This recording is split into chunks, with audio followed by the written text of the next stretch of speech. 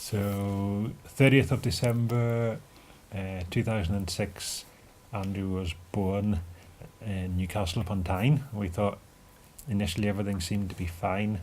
I'd already gone home, left Sarah and Andrew at hospital, and then I got a call from Sarah that there was something maybe wrong with Andrew's heart, and I needed to come back to the hospital.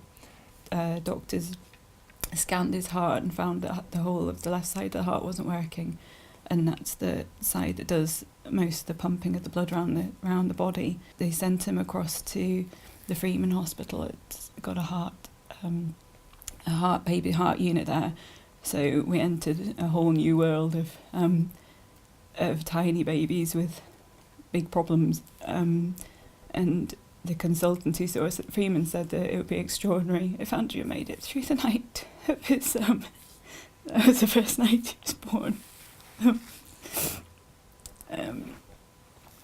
Anyway, we prayed all night, and he made it onto the. They got him on an incubator. All the people we knew at the church that we belonged got together and started praying, and they prayed. They met every night. And it was such a support, because every day there was something new that was wrong. His kidneys failed. He had fluid on his lungs, fluid on the heart. He needed several operations to try and help.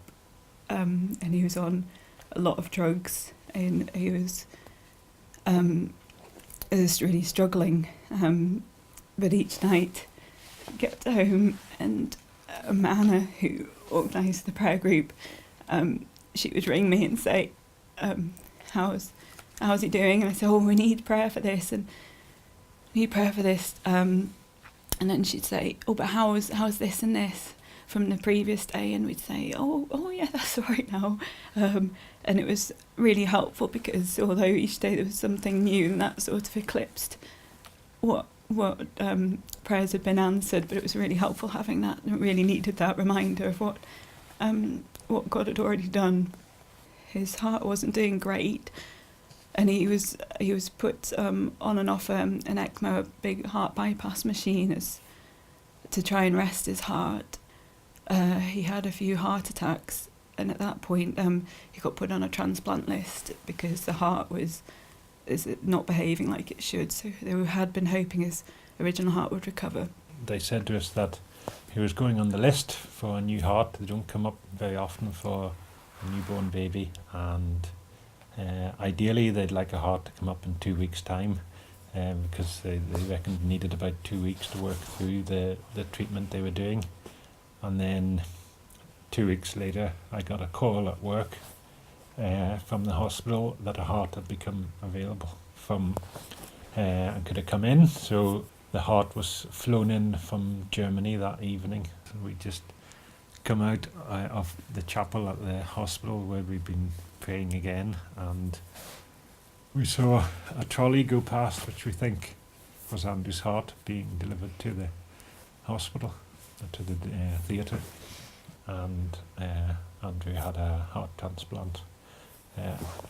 Before he had the transplant, we were offered the chance of turning it down, and Andrew would probably have just died. But as Christians, we believe that the life is precious, and that we should take this opportunity. So we took the transplant. It was a real roller coaster, but things went wrong. But then you just really felt like we were drowning, but clinging on to God. And amazingly, God really answered the prayers as and when we needed them. And we just had to place everything in God's hands. And to some extent we're still doing that, because we still don't know what the future holds, but we're still trusting in Him as far as we can. He's 11 years old now, and very much a part of our family, with a younger brother and a younger sister as well now.